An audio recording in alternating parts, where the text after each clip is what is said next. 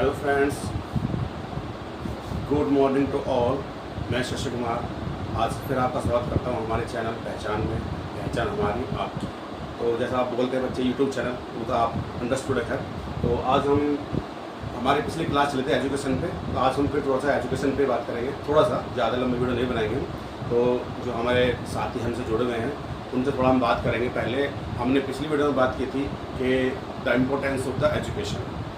सभी जानते हैं, कोई ऐसी बात नहीं कि भाई पढ़े लिखे लोग सब जानते हैं, लेकिन हमने इसमें एक तो चीज़ जो मैंने देखी है, अपने एनालिस किया, उसमें मैंने एक चीज़ बताई। बच्चों का देखेंगे सुनेंगे तो उसको थोड़ा और अच्छा से समझ में आएगा। तो उसमें नई चीज़ मैंने जोड़ी है अपने हिसाब से, education is the sea of opportunity. यानी कि एजुकेशन, अब इसको हम बच्चों को आप भी अपने बच्चों को बताएंगे कि एजुकेशन एक ऐसा समुद्र है जिसमें जिस तरह से मान लीजिए बहुत सारी मछलियाँ डिफरेंट टाइप्स की होती हैं, अलग अलग ब्रीड्स होते हैं। तो उसमें अगर हम तैरना जानते हैं तो हम उसके समुद्र के अंदर जा सकते हैं और अपने जो हम पसंद है हमको हम उससे ले सकते हैं। लेकिन अगर हम तैरना नहीं जानते तो हम समुद्र के अंदर नहीं जा सकते। तो वैसे ही education is the sea of opportunities. यानी कि शिक्षा से ही हमारे पास सब वो अवसर आते हैं जो हम अपनी लाइफ में चाहते हैं, वो हम सब कुछ ढूंढ सकते हैं, उसको पा सकते हैं। राइट। अच्छा, अब आते हैं जी दोस्तों, हम अपनी बात करते हैं, बच्चों की बात इस पर बात करेंगे। तो आज के लिए हमारा एक नया वर्ड्स है जो मैं डेली आपको, जब भी हमारा पढ़ाई की बात होगी तो एक नया वर्ड्स हम आपको बनाएंगे। आज के लिए हमारा नया वर्ड है दोस्तों एक्जिस्टेंसी। EXIGENCY, एक्जिस्टेंसी। तो इसका जो हिंदी में होता है आपका संकट काल। जैसा अभी कोरोना पैंडेमिक चल रहा है तो ये हमारा संकट काल ही है। नए नए वर्ड्स इस तरह से संबंधित जो हमारा आजकल एनवायरनमेंट चल रहा है, जो सर्कमटेंसेस चल रही है हमारे देश दुनिया में, उसी को लेकर के हमारे जो राइटर्स हैं, जो हमारे बड़े बड़े लेखक हैं, वो सब इस तरह के वर्ड्स इन्वेंट करते हैं। तो ये है आपका संकट काल। अब इसको थोड़ा हम डिफाइन करेंगे। इसके जो सिनोनिम्स वर्ड्स हैं, पर्यायवाची हैं, सिमिलर वर्ड्स हैं, एक्जिस्टेंसी, संकट काल। इसका जो सिमिलर वर्ड्स हैं वो आपका एडवर्सिटी और कैटास्ट्रोफाई। तो दो वर्ड्स हैं आपके, इनका सेम मीनिंग होता है, यानी कि संकट काल। अच्छा, अब आते हैं हम एंटोनिम्स वर्ड पर, यानी अपोजिट वर्ड्स और विलोम वर्ड्स, विलोम शब्द होते हैं। इसमें आपका जो पहले हैं एंटोनिम्स, वो आपका ब्लेसिंग, फॉर्चून और बोन। इन सब का सेम ही अर्थ होता है, वरदान, भाग्य या आशीर्वाद। जैसे मान लीजिए अभी हाँ आपका जो चल रहा है एग्जिस्टेंसी चल रहा है, इसमें अगर मान लीजिए कोई ऐसा भगवान ऐसी मेहरबानी कर दे, कोई ऐसी बारिश कर दे जिसमें ऐसा एक सैनिटाइजर मिला हुआ जो सारे वायरस को नष्ट कर दे, तो उसको हम बोल सकते हैं ऐसा वरदान होना या भाग्य हो जाना, ऐसे संकट काल में। तो ये सब इनके पर्यायवाची यानी कि इनके एंटोनिम्स, सिनोनिम्स, ये वर्ड्स थे दोस्तों। एक और इम्पोर्टेंट बात, अब हम इसको ना एक सेंटेंस में यूज़ करेंगे। इसका हम किस तरह से यूज़ कर सकते हैं देखो दोस्तों। In clear response to the exigencies of the कोविड-19 pandemic, uncertainties, RBI MPC has kept the interest rates unchange. यानी कि जो कोरोना डिसीज चल रही है, कोरोना 19 चल रहा है, इसकी जो अनिश्चितताएं हैं उनको देखने के बावजूद भी जो हमारी RBI बैंक है, MPC हैं, तो उन्होंने जो हमारे ये रेट्स ऑफ इंटरेस्ट है इनको कम नहीं करा, इनको कोई बदलाव नहीं करा। इसको बोलते हैं कि इस संकट काल में भी इस तरह की परिस्थितियाँ देखने को हमें मिल रही है। तो दोस्तों एजुकेशन के बारे में एक बात मैंने बता दी आपको, एक नया वर्ड्स था। ये आप प्लीज़ रिक्वेस्ट है आप इनको थोड़ा सा एक बार रिकॉल कर लें ताकि आगे तक आप देखें, समझ जाएं और अपने बच्चों को भी ये नए वर्ड्स बता सकें।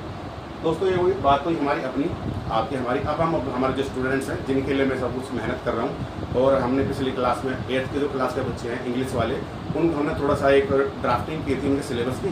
तो आज हम उसको कंटिन्यू करेंगे, रिपीट भी करेंगे और कंटिन्यू भी करेंगे। ओके, मैं आपको एक बार थोड़ा सा इसको क्लोज करके दिखाता हूँ।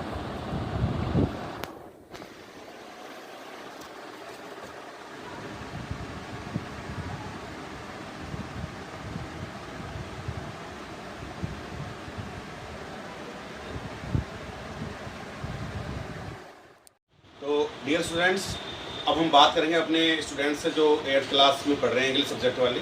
तो बेटा पिछले क्लास में मैंने कुछ आपको बताया था, आपका syllabus part A part B, यानी कि आपका English literature, and part B में था आपका इंग्लिश ग्रामर एंड कंपोजिशन। तो बेटा आज को हम थोड़ा आगे इसको रिपीट भी करेंगे, थोड़ा आगे चलेंगे, लेकिन उससे पहले हम थोड़ा एजुकेशन कुछ पॉइंट्स हैं वो हमने पहले बता दिए।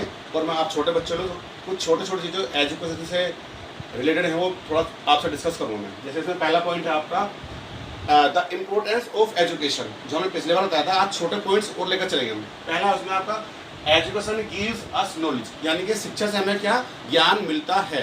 Number 2, education teaches us lesson of humanity, यानी शिक्षा से हमें क्या, मानवता का पाठ सीखने को मिलता है कि एक ह्यूमन बीइंग को कैसा होना चाहिए। Number next, education comprise good thoughts in human being, यानी कि शिक्षा ग्रहण करने के बाद मनुष्य के जीवन में मन में अच्छे अच्छे विचार आते हैं, नेगेटिव थिंकिंग नहीं आती है। Number next, education tells man how to think, यानी कि मनुष्य को सोचने समझने की शक्ति आती है। हाउ टू वर्क प्रॉपरली, काम को किस तरीके से ढंग से किया जाए उसको आदमी को ज्ञान आता है। Next, education contribute to human development, यानी कि इस तरह का एक उसमें वो करता है कि वो हमारे देश में किस तरह बदलाव लाया जाए और किस तरह उसमें योगदान दिया जाए विकास करने के लिए।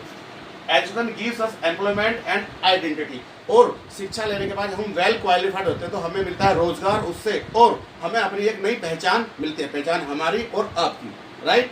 Next, education highlights the human talents, यानी कि एक मनुष्य के अंदर जो टैलेंट यानी जो कला होती है वो किसके, शिक्षा के माध्यम से उसको चमकाया या उसको ग्रूम किया जा सकता है। Next, education leads to innovations and discoveries, यानी शिक्षा के माध्यम से ही जो हमारी डिस्कवरीज है उनकी नई नई खोज कर सकते हैं, और हमारे अंदर मन में जो सकारात्मक सोच है, नए नए विचार है, वो एजुकेशन के माध्यम से ही आ सकते हैं।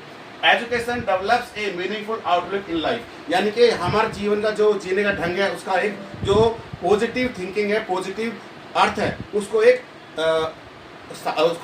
ढांचे में वो ढालता है। अच्छा बेटा, अब हम आते हैं अपने जो हमारा आपका 8th क्लास का सिलेबस है इंग्लिश का, उस पर आते हैं हम। देखो बेटा, मैंने पिछली बार आपको बताया था, एक बात दोबारा बोल रहा हूँ मैं, जो अभी हमने 5 मिनट पहले डिस्कस किया था। Education is the sea of opportunity, यानी कि समुद्र में वो हमारे अवसर हैं शिक्षा के माध्यम से जो हम चाहते हैं वो हम कर सकते हैं। अच्छा, आपका जो सिलेबस है वो है आपका part A English literature and part B English grammar and composition. Literature means साहित्य, मैंने आपको पहले बताया था, दोबारा आज मैं रिपीट कर रहा हूँ बेटा इसको। और कंपोजिशन मतलब रचनाएं, व्याकरण और रचनाएं। पार्ट ए में आपका आपकी दोनों बुक्स आती हैं, दोनों बुक्स, यानी कि आपकी कौन सी बुक्स है दोनों। पहली वाली बुक है आपकी द हनी ड्यू, और हनी ड्यू का मतलब क्या होता है, खरबूजा, राइट।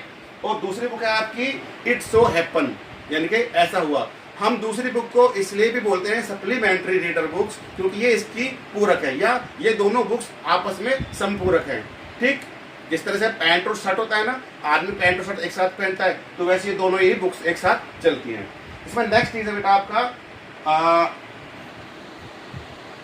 कंपोजिशन, वो रचनाएं हैं जो हमारे हिंदी के राइटर्स, अभी इंग्लिश वाली बात आएगी तो आगे चलेंगे, जहाँ हिंदी के लेखक हैं वो आपको पता है अच्छी अच्छी रचनाएं लिखते हैं, तो वो रचनाएं ही होती हैं आपकी कंपोजिशन। नेक्स्ट थिंग इसमें आपका ग्रामर। ग्रामर में आपका क्या क्या आएगा 8th क्लास में बेटा, थोड़ा 8th क्लास में बेस बनता है, उसमें टेंसेस है आपका, एक्टिव एंड पैसिव वॉइस होते हैं, और आपके क्लोजेस होती हैं, वर्ब होती हैं, और आपका कंजक्शन, यानी जिस तरह की क्रियाएं हैं, क्लोज हैं, एक्टिव पैसिव हैं, उसके बाद ये एटसेट्रा इत्यादि आपके ग्रामर टॉपिक्स आएंगे, आपको स्टेप बाय स्टेप में कराऊंगा आपको अगली क्लास में। अच्छा, आपकी 2 बुक्स मैंने बता दी हैं। कल पिछली क्लास में मैंने आपको बताया था कि हनी ड्यू से आपका जो पहला लेसन है आपका, वो है आपका कौन सा वाला, यानी कि the best Christmas present in the world, यानी कि क्रिसमस दिवस पर दुनिया का सबसे अच्छा उपहार। अब इसके जो मेन इसका आपका इसका एक आपका ग्राफ है वो मैं बताऊंगा आपको, इसका सारा जो कैरेक्टर्स है, इसकी कहानी आपको बताऊंगा मैं, कंक्लूजन भी इसका सारा नेक्स्ट क्लास में। और दूसरा इसका मैंने आपको बताई थी poem the ant and the creed, यानी कि एक चींटी और एक कॉकरोच की कहानी, वो पोयम है आपकी, ये वाली कहानी है और ये वाली पोयम है।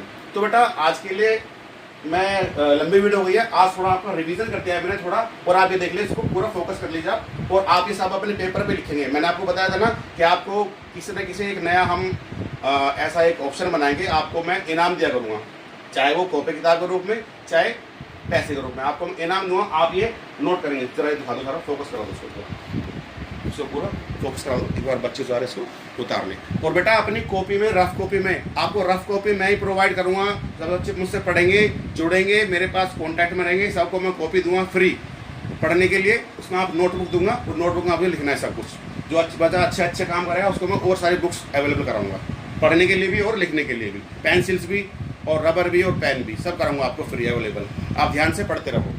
अच्छा बेटा, तो आज के लिए इतना काफ़ी है। Good bye, have a nice day, thank you very much and